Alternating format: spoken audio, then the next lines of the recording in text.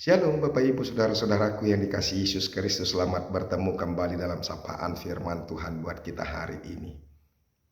Hari ini kita masih mendengarkan firman Tuhan. Saya berharap kita semua dalam keadaan yang sehat, penuh sukacita, dan saya bersyukur masih bisa bertemu dengan saudara-saudara di dalam firman Tuhan, dalam renungan kita hari ini. Hari Senin kita mengawali hari ini, mengawali pekan ini dan mengawali segala pekerjaan-pekerjaan kita. Ini hari Senin, sekali lagi saya katakan tanggal 25 Oktober 2021.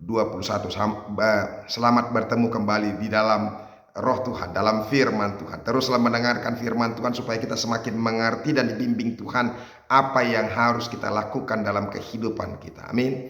Bapak Ibu Saudara-saudaraku, firman Tuhan yang menjadi renungan bagi kita hari ini yaitu yang terambil dari Kolose pasal yang ketiga ayat yang ke-17.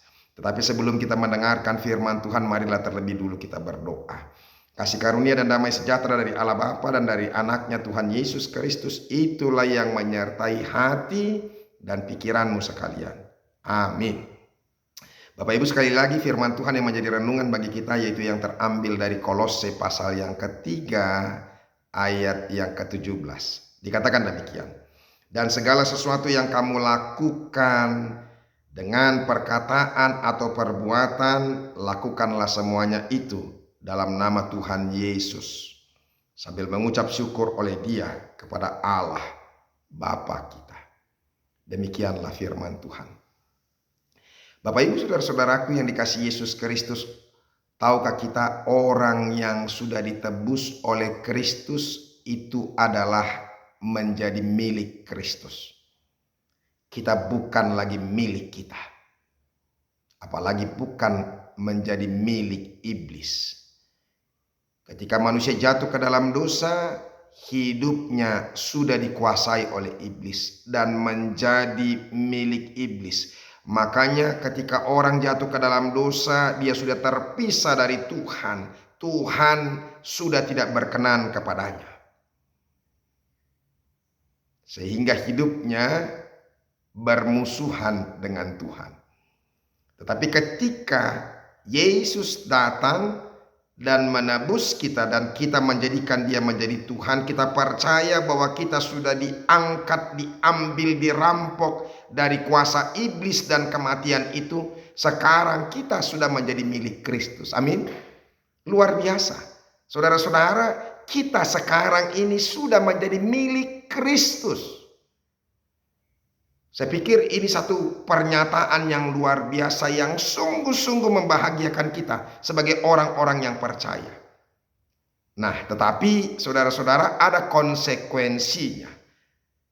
Ketika kita mendengarkan bahwa kita ini menjadi milik Kristus, kita bahagia dan kita bersukacita. Tetapi konsekuensinya bahwa ketika kita menyadari bahwa tubuh, jiwa, dan roh kita ini adalah menjadi milik Kristus, maka apapun yang kita lakukan dalam kehidupan ini, baik itu melalui perkataan maupun perbuatan kita, kita harus melakukan itu sesuai dengan apa yang dikehendaki Kristus.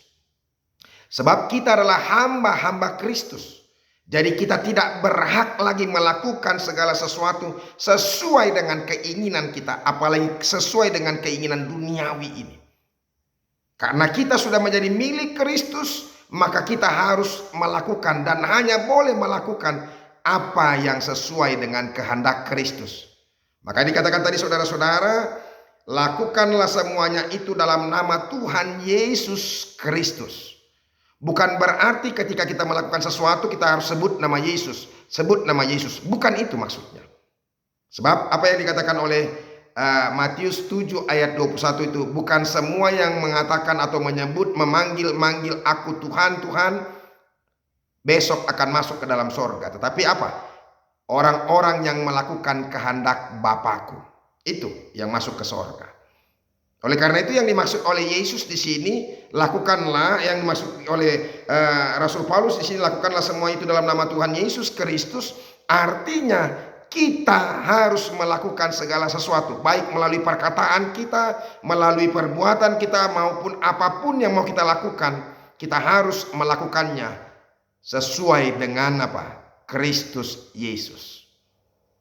Sekali lagi saya mau katakan bahwa kita ini adalah hamba-hamba Kristus. Kita tidak punya hak lagi atas diri kita. Sekalipun kita hidup di dalam Kristus.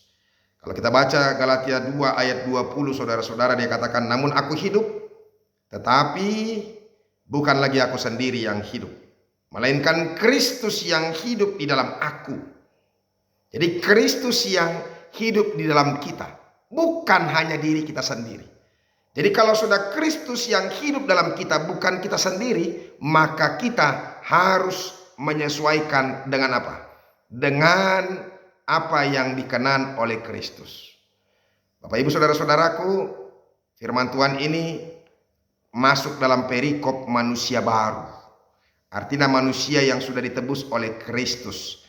Jadi perilaku yang lama, perilaku yang tinggal dalam keduniawian, tinggal dalam dendam, tinggal dalam apa? Perseteruan, tinggal dalam perselisihan, kebencian, dan pekerjaan-pekerjaan dosa. Tetapi ketika kita sudah ditebus oleh Kristus, maka semuanya sudah harus ditinggalkan karena kita adalah manusia yang baru. Maka apa yang kita lakukan adalah menjadi apa? Hal-hal yang dilakukan oleh Kristus. Apa itu? Kasih, cinta, kebersamaan, persekutuan, saling menopang, saling menerima, saling mengingatkan, saling menguatkan, dan hal-hal yang memberkati, hal-hal yang baik yang dikenan oleh Tuhan. Itu. Makanya saudara-saudara, orang-orang yang percaya, yang sungguh-sungguh percaya, pasti hidupnya sesuai dengan kenan Tuhan. Amin. Dan orang-orang yang percaya kepada Kristus dan sudah direbut dan dimenangkan oleh Kristus atas kuasa maut dan dosa, maka saudara-saudara, dia juga hidup dalam apa? Ucapan syukur. Maka dikatakan di sini, sambil mengucap syukur oleh dia kepada Allah Bapa kita. Jadi orang-orang yang sudah ditebus oleh Kristus, hidupnya terus akan bersyukur. Karena apa? Karena sukacita yang luar biasa sudah dia dapatkan, yaitu keselamatan itu sendiri. Hidupnya bukan dirinya lagi yang hidup, tapi dia sudah menjadi milik Kristus. Tidak ada satu sukacita pun yang lebih atau melebihi daripada sukacita ketika kita tahu bahwa hidup kita ini adalah milik Kristus. Makanya orang-orang yang percaya kepada Yesus, hidupnya pasti terus akan bersukacita. Bukan berarti bahwa tidak ada masalah, bukan berarti tidak ada persoalan, bukan berarti tidak mengalami beberapa hal yang mungkin membuat atau kita menjadi tertekan, bahkan menderita. Tapi saya mau katakan saudara-saudara, ketika mengalami banyak hal pun kita tetap kuat di dalam Tuhan. Kita tetap diteguhkan, kita tetap boleh bersukacita di dalam Tuhan. Amin. Semoga firman Tuhan ini meneguhkan kita. Jadi oleh karena itu saudara-saudara, ingatlah, lakukanlah segala sesuatu, baik itu perkataanmu dan perbuatanmu, sesuai dengan apa yang Tuhan Yesus kenan dan kehendaki dalam kehidupan kita.